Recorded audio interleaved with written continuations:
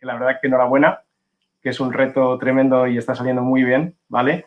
Y yo quería introducir muy brevemente la ponencia de Marta, haciendo también un poco puntualización en ese tema de la experimentación, ¿no?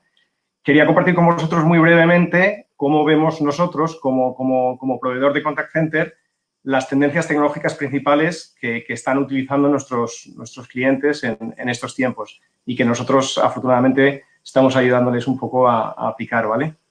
La primera tendencia es la cloud, como no. El hecho de utilizar plataformas cloud, la verdad es que nos permite agilizar todo lo que es pruebas de nuevos modelos de atención, hacerlo de una manera más ágil, de una manera más flexible, ¿no? Más rápida. No solo el trabajo remoto, que ya estamos todos acostumbrados, pero también cosas como aplicar tecnologías móviles, estamos metiendo aplicaciones móviles para habilitar nuevos tipos de agente. La verdad es que cosas muy interesantes en ese punto de los modelos de atención, ¿no? De hacer los contact centers, poder cambiar casi tan rápido como la realidad lo está haciendo estos días, ¿no? Hay otra que Agustín ya ha mencionado, que es el tema de la automatización, cómo no. Obviamente todos estamos obligados a hacer más con el mismo número de agentes que ya tenemos. Y en ese componente de la automatización, pues hay un elemento, que es la inteligencia artificial, que nos viene muy bien. Nos viene muy bien, pero a la vez también estamos experimentando mucho porque todavía hay muchos de los modelos que o bien tecnológicamente, bueno, pues están avanzando muy rápido y hay que estar un poco absorbiendo esas capacidades tecnológicas, o de cara a la aplicación en el negocio, pues muchas veces es la primera vez que se está intentando y hay que probar y reiterar, ¿no? Estamos viendo, la verdad, aplicaciones en muchos ámbitos y estamos viendo un poco los casos de uso con nuestros clientes donde realmente esta inteligencia artificial puede aportar unos resultados interesantes a un coste razonable, ¿no? Estamos viendo, por ejemplo, temas de segmentación automática de clientes, temas que ya van a mencionar en ponencias posteriores de reconocimiento avanzado de voz y texto, temas muy interesantes de apoyo a los agentes, sugerencias automáticas, etcétera, ¿vale? Seguro que van a salir en las ponencias y nos parecen muy interesantes. Y finalmente, la tercera tendencia, y quizá la más importante, es cómo todo esto, toda esta transformación nos ha obligado a todos a reenfocarnos en los Customer Journeys, ¿no? Yo creo que todos reconocemos que, bueno, que teníamos cosas pendientes, ¿no? Que llevábamos tiempo que queríamos hacer, pero realmente, bueno, pues no había llegado ese momento. Y ahora, desde luego, es el momento de que nadie nos podemos permitir perder un cliente por una falta de satisfacción con los medios que tenemos a nuestro alcance, ¿no? Tenemos que encontrar esa coherencia en todos nuestros procesos de atención para que el cliente nunca se sienta abandonado, sea cual sea el canal que elija para acceder a nuestros servicios, básicamente. Entonces, es poner todas nuestras piezas de una manera coherente, encajarlas bien para dar ese atención al cliente excelente, ¿no? Y es en esta última faceta de los procesos donde nuestra próxima ponente, Marta Amo, es una gran experta. Marta tiene una larga experiencia en atención al cliente y en optimización de procesos, combinando tanto tecnología como negocio. Tiene conocimiento en las dos patas. Primero en Telefónica y ahora como responsable de aplicaciones de contact center, ventas y marketing en una entidad tan innovadora como es Bank Sabadell. Marta nos va a hablar esta tarde de la importancia de combinar en las transformaciones tecnológicas los elementos humanos, los datos y los procesos para realmente avanzar en la digitalización y en mejorar la experiencia del cliente. Gracias, Marta. Bueno, muchas gracias a ti por la presentación. La verdad es que ya no me tengo que presentar yo. Me has presentado perfectamente a mí y has presentado también perfectamente al banco, como un banco innovador y también como un banco que precisamente se caracteriza por algo de lo que estamos hablando aquí hoy, por mimar la experiencia del cliente y por estar siempre cerca del cliente y donde el cliente esté. Así que me salto la parte de la presentación. Muchas gracias. Me alegro. Gracias a ti. Gracias también a los organizadores del evento por haber contado conmigo para estar en esta presentación. La verdad es que me encanta estar aquí y poder compartir con algunos de vosotros algunas reflexiones que espero que os sirvan para vuestro trabajo en el día a día. Bueno, como punto de inicio, una de las cosas que es importante es saber cuándo empieza todo.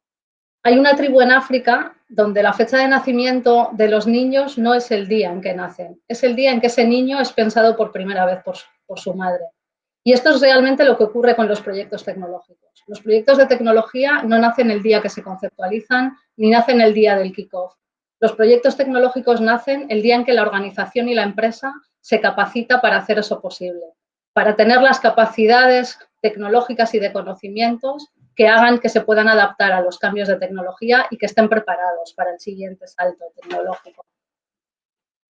En el ámbito de la tecnología, como en cualquier ámbito de la empresa, la cultura de la organización es muy importante. Lo hemos dicho ya, yo creo que todos los que hemos hablado, y está claro que es un punto de consenso. La tecnología la hacen las personas. También la automatización la hacen las personas. También la robotización la hacen las personas. Al menos de momento. Por eso lo diferencial es ver qué hacemos con la cultura y con la organización. Es diferencial que nuestra organización y las personas que están en los proyectos tecnológicos sean capaces de responder con agilidad. Tanto desde el punto de vista de la metodología, puede ser una metodología Agile, puede ser una metodología de pruebas de concepto, una metodología de MVPs como las que escucharemos después, o puede ser incluso cómo cada persona reacciona ante cada piedra que está en el camino. Pero es muy importante la agilidad. Otro tema muy importante son las organizaciones líquidas. Ya no podemos estar en una organización en la que todo es estanco y estoy muchos años haciendo lo mismo y en el mismo ámbito.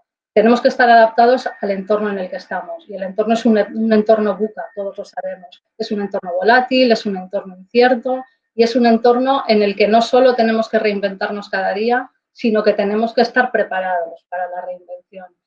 En el ámbito tecnológico, por ejemplo, Gartner decía en un estudio del año pasado que el 80% de las actividades que ahora se hacen en el management de proyectos tecnológicos ya no se harán o no se harán de esa manera en el 2030. Está claro que tenemos que estar preparados para el cambio. Otros temas son la apertura y no solo el openness, como se entiende en el punto de vista tecnológico de Open API, Open AI API, sino también la apertura de mente para pensar cómo la tecnología puede ser aprovechada por nuestros negocios. ¿Cómo puedo hacer un partnership con un tercero que nos ayude a los dos a incrementar mucho el valor que aportamos? Esto está muy ligado con la creatividad individual de los equipos y la creatividad de las organizaciones. Y luego una parte que considero también muy importante, que es la inteligencia digital. Y es inteligencia digital entendida como cómo aprende mi organización y cómo me preparo para que mi organización aprenda. Si estoy pensando en aprender ahora de blockchain o aprender ahora de inteligencia artificial, estoy tarde. Tengo que tener claro cómo me preparo para lo que va a venir lo siguiente y cómo empiezo a ejecutar pruebas, errores, pero de lo que ya está aquí, que son ese tipo de tecnologías. Y sobre todo, cómo me preparo para las siguientes. En este marco es muy importante desde qué punto de vista se acometen los proyectos tecnológicos y cuál es el enfoque que tiene la organización antes de iniciarlos. Que los proyectos sean process-driven y data-driven desde el inicio y que esto esté en el ADN de las organizaciones y las personas de tecnología es vital. En la parte de procesos, muchas veces se piensa en procesos infinitos de muy bajo detalle que al final son tan complejos y se organizan tan por silos, porque si no es imposible gestionarlos, que más que un facilitador se convierten en un stopper. Realmente los procesos hay que verlos como una pirámide. Es verdad que existen procesos de detalle y es verdad que son necesarios, pero si miramos esto como una pirámide, realmente casi cualquier empresa de cualquier sector se puede entender con 10 procesos. Procesos que tienen visión de cliente y que son completos tanto para el cliente como para el negocio. Y me estoy refiriendo a procesos que son comunes tanto a los canales como al portfolio de productos que tenga la empresa, como a la segmentación de clientes que tengo. Procesos tan sencillos como cómo conceptualizo un producto hasta que lo pongo al mercado. Una vez que lo he puesto en el mercado, cómo hago las campañas hasta que consigo clientes potenciales para ese producto. Cuando ya lo he conseguido, ¿cómo gestiono el pedido con esos clientes potenciales? ¿Cuánto de fácil o de difícil le hago la tramitación de cualquier producto? De una hipoteca en el sector financiero, de una línea telefónica en el sector de las comunicaciones, de un seguro o incluso de un pedido de comida. Pero cómo de rápido o de sencillo le estoy haciendo ese proceso. El siguiente paso es cómo mi cliente está consumiendo eso y cómo gestiona lo que le pasa durante ese consumo. Cómo responde a sus preguntas, cómo me anticipo a sus reclamaciones, cómo las gestiono si han llegado. Y el punto final que es muy clave y que aquí vuelve a estar el data driven y que ya lo hablábamos antes cuando Yastit nos hablaba de data. Es muy importante tener en cuenta en estos procesos end-to-end cómo capturo los insights y cómo me los llevo a la fidelización del cliente, y también un proceso que es muy habitual que se nos olvide si no lo tenemos muy marcado. ¿Cómo gestiono cuando un cliente ya no quiere estar conmigo? Cuando un cliente me dice que no quiere un producto o que quiere terminar mi relación conmigo. Eso no es una pérdida para toda la vida. Tengo que gestionar eso pensando también en la experiencia del cliente. Si lanzo un producto muy sencillo de contratar, que el cliente quiere dar de baja en un momento y eso le cuesta 2 meses, he perdido a ese cliente para siempre. Esto es a lo que me refiero con procesos muy sencillos que permitan a toda la organización tener una visión completa cuando está tomando decisiones y también tener un lenguaje común. Esta parte del lenguaje común es muy importante en los proyectos tecnológicos. Ayuda a aspectos tan clave como definir el alcance de los proyectos, como cerrar los requisitos de los proyectos, como identificar dependencias, y no solo dependencias de tecnología, pueden ser también dependencias de negocio. Cómo impacta un proyecto tecnológico que implemento para un canal y para un proceso en otro canal y en otro proceso. Está el tema también de definir principios estratégicos de estos procesos. Me refiero a principios muy básicos, como pueden ser los principios de definir procesos muy simples, esto que los ingleses llaman keep it simple, procesos que sean reutilizables entre canales y entre productos, procesos que sean real time. Habrá momentos en que no me quede más remedio que seguir haciendo procesos que no lo son, pero en mente tengo que tener siempre hacer procesos real time, automáticos. Y luego hay principios que tendrá que decidir la empresa, la organización o incluso cada uno de los proyectos dependiendo del contexto. Por ejemplo, estoy definiendo un proceso en el que quiero mirar a futuro y ver cómo tiene que funcionar dentro de N meses o N años, o estoy pensando en un proceso que considero que es estanco y que puedo definir solo con el contexto actual. Quiero definir un proceso en el que solo tenga en cuenta cuál es el escenario feliz del cliente, el happy pace, o quiero definir el proceso hasta el final, porque es un proceso muy relevante con todos los escenarios y casuísticas posibles. ¿Estoy definiendo un proceso en el que quiero acertar al 100% a la primera, o estoy innovando y quiero definir un proceso para aprender de él y hacer una rueda de iteraciones? Todo esto es muy importante que esté alineado en las expectativas cuando se va a hacer una implementación tecnológica. Yo creo que todos sabemos las estadísticas de proyectos que no han cumplido las expectativas que se marcaron, proyectos que no se han llegado a implementar, proyectos que se han implementado y no se han llegado a utilizar. Muchas veces, evidentemente, es la implementación tecnológica, pero muchas otras es que esas expectativas que no se han cumplido no estaban definidas, incluso que toda la organización no había definido las mismas expectativas. Y por último, KPIs y medición. Es muy importante medir. Yo siempre, en todos los contextos, digo que lo que no se mide no existe. Tenía un jefe que incluso apuntillaba más y me decía, y ni es digital ni es nada. Es así. Lo que no se mide no existe, no lo puedes mejorar, no puedes saber cómo te está funcionando. Es imprescindible la medición. Y volviendo al alineamiento de expectativas, otro de los temas muy importantes que también yo creo que hablamos todos es la experiencia de cliente, el customer centric, y yo creo que incluso ya damos un salto más y vamos no solo al customer centric, sino que vamos también a poner a la sociedad en el centro. No es solo ya cumplir con las expectativas del cliente y tener una experiencia de cliente, sino que es también cumplir con las expectativas de la sociedad y tener en cuenta aspectos, por ejemplo, como los objetivos de desarrollo sostenible. En este contexto en el que pones al cliente y a la sociedad en el centro, tienes que tener claro quién es tu cliente. Agustín lo decía al inicio, es el cliente el que decide. Y ahora los clientes somos camaleones. Somos clientes que para unas cosas tenemos unas necesidades y unos gustos y para otras tenemos otros. Hay empresas que hablan del cliente incluso como de las cajas negras. Es muy importante entender al cliente. Para estar cerca del cliente tienes que pensar como el cliente. Y puedes definir modelos diferentes para cambiar la experiencia del cliente.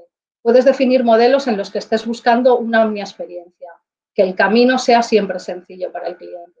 Puedes definir implementaciones tecnológicas que lo que van a hacer es eliminar los puntos de fricción que más dolor tienen para los clientes. Estoy pensando, por ejemplo, en eliminar las colas de un supermercado. Probablemente eso es lo más doloroso. Puedo ir ahí, teniendo siempre en cuenta cómo afecta eso a los demás procesos. Si implemento un proceso en el que elimino colas, pero en el caso de tener una reclamación, la cola es inmensa cuando me han cobrado mal o cuando un producto estaba en mal estado, el proceso no tiene una consistencia. Puedo definir efectos que son efectos wow en el cliente, un momento concreto de la relación con el cliente que quiero que sea excepcional, pero siempre teniendo en cuenta cómo va a impactar eso en otros momentos de relación que tengo con los clientes. Nuevamente, lo importante es la visión end-to-end y el conocimiento transversal de qué es lo que estoy tocando y cómo afecta a todo lo demás. Mucho más en un contexto como el que tenemos actualmente. La crisis actual, desde mi punto de vista, es una crisis definida como la crisis en el concepto chino de las crisis. Tiene una parte de peligro, pero tiene también una parte de oportunidad. La parte de la oportunidad la comentábamos también antes. Todos estamos invirtiendo en tecnología, todos estamos invirtiendo en digitalización.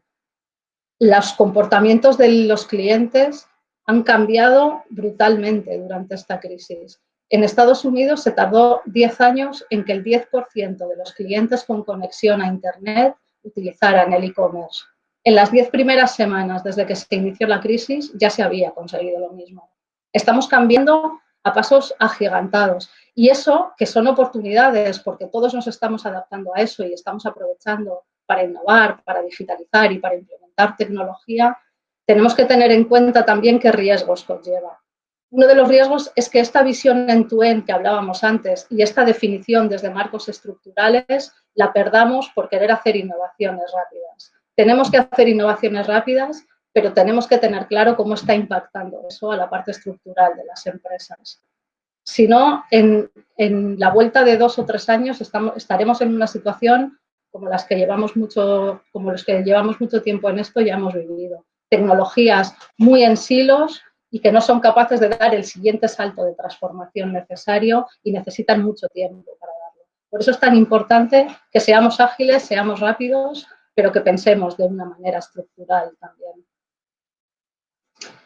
Y otro de los aspectos que desde mi punto de vista es ahora muy, muy relevante en este contexto de transformaciones tecnológicas es el aspecto regulatorio. Como decíamos, el entorno es un entorno muy cambiante y muy volátil. Nos ha pillado en un momento en el que aún no hemos terminado de hacer saltos como el que hablábamos antes del Journey to Cloud. El Journey to Cloud no es solo poner un producto cloud con un partnership, es estar preparado internamente en las empresas para ser capaz de hacer eso de manera ágil, de manera eficiente. Y eso en muchas ocasiones aún no ha pasado del todo. Y ya estamos en la siguiente ola de la tecnología. Ya estamos en la inteligencia artificial, ya nos hemos reinventado para empezar a probar de nuevo tecnologías nuevas. Y en todo este contexto entra además ahora con la inteligencia artificial el marco regulatorio. El MIT publicaba el mes pasado que uno de los retos de la tecnología en los próximos años será la velocidad a la que las regulaciones de cada país sean capaces de transformarse y que cada uno de los actores de esta transformación tecnológica sea capaz de apoyar que esa renovación, que ese marco regulatorio cambie. No quiero entrar ahora en un debate ético, pero sí, por ejemplo, ver el caso de China, e insisto que no quiero ver el debate técnico que hay detrás, pero sí la regulación china, que lo permite todo, está permitiendo cosas como que, por ejemplo, tengan un plan que se llama reconocimiento de vídeo presente y en el que están intentando grabar todo lo que pasa en el país para hacer un análisis vía inteligencia artificial, vía Big Data y vía Machine Learning de esa inmensa cantidad de los vídeos que se recogen por las cámaras. Están extrayendo datos como quién ha estado dónde, qué ha estado haciendo, con quién ha estado, cuándo lo ha hecho. Todo esto para aplicarlo a muy diferentes casos de uso. Para hacer un seguimiento de posibles delincuentes, para hacer una captación con las cámaras de los conductores de transportes públicos para ver por sus gestos si pueden tener signos de fatiga y prevenir accidentes. Insisto en que no es por el debate tecnológico, pero si la regulación, y aquí hay mucha ética detrás, pero si la regulación lo permitiera todo, tendríamos muchos escenarios para hacer que no podemos hacer ahora. El marco regulatorio, dentro de la ética, hay que avanzarlo. Hay otros extremos de otros países que están totalmente en el otro lado. Me comentaba un compañero de un país de Latinoamérica la semana pasada que en su país la regulación aún dice que no se puede tener una interacción con un robot que dure más de 20 segundos. Evidentemente, esto está hecho en un contexto en que las únicas interacciones con robots eran estar colgado a un teléfono marcando números. El contexto ha cambiado y la regulación se tiene que adaptar también a eso. Y ya por último, como conclusión, para no pasarme del tiempo, simplemente tener muy en cuenta que tenemos que pensar en el cliente como centro, incluso ya yo diría que en la sociedad como centro, que tenemos que tener un marco de procesos que sea conocido y común por toda la organización y que tenemos que tener una metodología para utilizar estos procesos que nos lleve a que cuando esto lo trasladamos en Customer Journeys, todos estemos entendiendo esos Customer Journeys y todos podamos entender en la organización cuáles son las capacidades tecnológicas que hay que poner detrás para que los cambios pasen. Y bueno, yo creo que nada más. Espero haberos dejado alguna idea que os ayude a la reflexión y muchas gracias.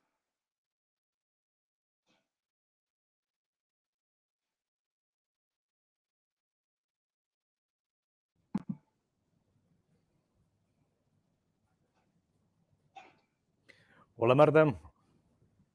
Hola, ¿qué tal, Agustín? Muy bien, ¿y tú? Muy bien también. Oye, muchas cosas interesantes. Te puedo decir que es la primera vez que escucho la analogía entre el cliente y la caja negra. O sea, Pues ¿tan no, desconocido? pues no es ni mío ni de mi empresa, es de una gran multinacional estadounidense.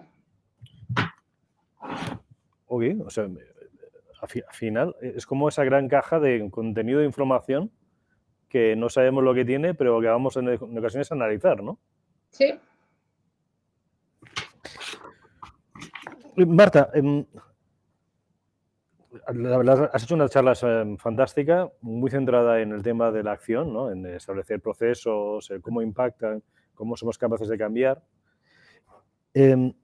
¿Cuáles son los principales frenos que crees que contamos las organizaciones a la hora de implantar esas innovaciones dentro de los procesos? Pues la respuesta para mí es muy fácil porque es la respuesta a muchas cosas que pasan en la empresa, las culturas de empresa.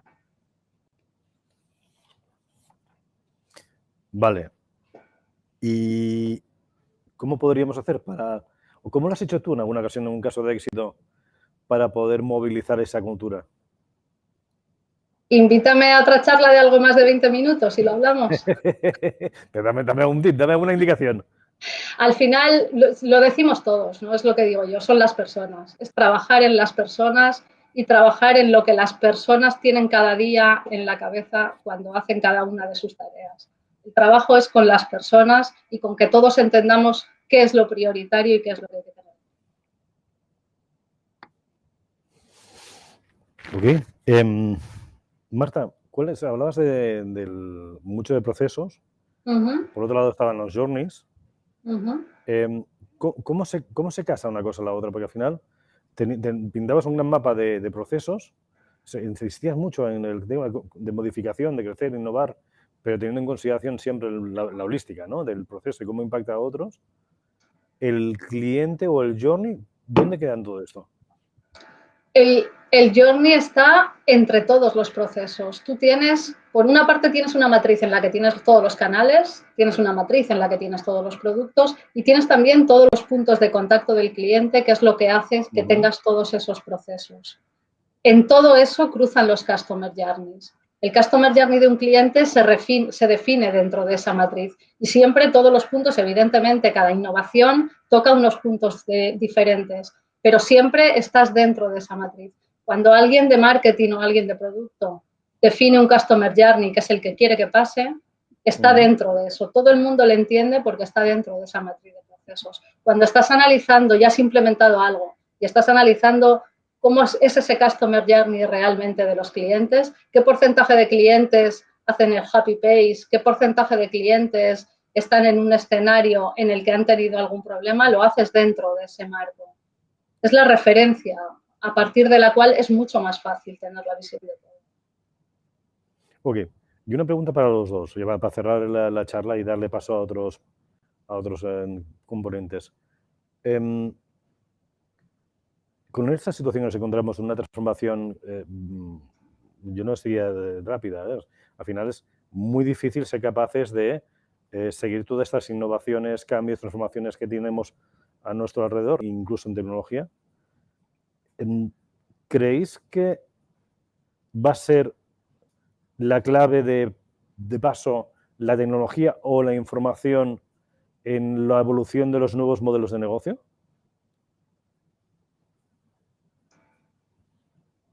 Nuevos modelos de negocio, a ver, los modelos digitales no hay otra salida. Diría que no hay otra. Cuando es un modelo que está basado en un servicio que se hace a través de la red, ya sea a través de una app o a través de la web, donde no hay un contacto físico, es por así decirlo, si quieres sobrevivir como negocio, va a ser la única salida. Sí, yo estoy de acuerdo. Es un poco a lo que yo me refería con el concepto de inteligencia digital de las organizaciones. La tecnología ha dejado de ser solo del área de tecnología. La tecnología es una cosa de empresa. Lo que pasa es que no hay que ver la tecnología como solamente implemento una aplicación tecnológica. No se trata de hacer pirotecnia tecnológica. La tecnología está embebida en toda la empresa. Ok, y por cerrar, 3 tips que podríais dar a una compañía que no está en vuestra situación. La verdad es que sois 2 grandes referentes en cada uno de vuestros ámbitos. Una compañía que no necesariamente tenga un gran tamaño, ¿cuáles serían los 3 consejos que daríais para iniciar en disciplinas que actualmente manejáis vosotros? Vale, bueno, o Marta, sí, por... Yo, así a bote pronto, se me ocurre una primera que es foco. Es más difícil empezar abarcándolo todo que empezar con foco y a partir de ahí crecer. Una segunda que es pensar muy bien qué quiero ser y cuál es mi leitmotiv de empresa y trabajar definiendo los principios que me van a hacer llegar a eso. Y una tercera que es la de evitar en todo lo posible los silos en todos los sentidos, organizacionales, de sistemas, de funciones. Ok, genial, gracias.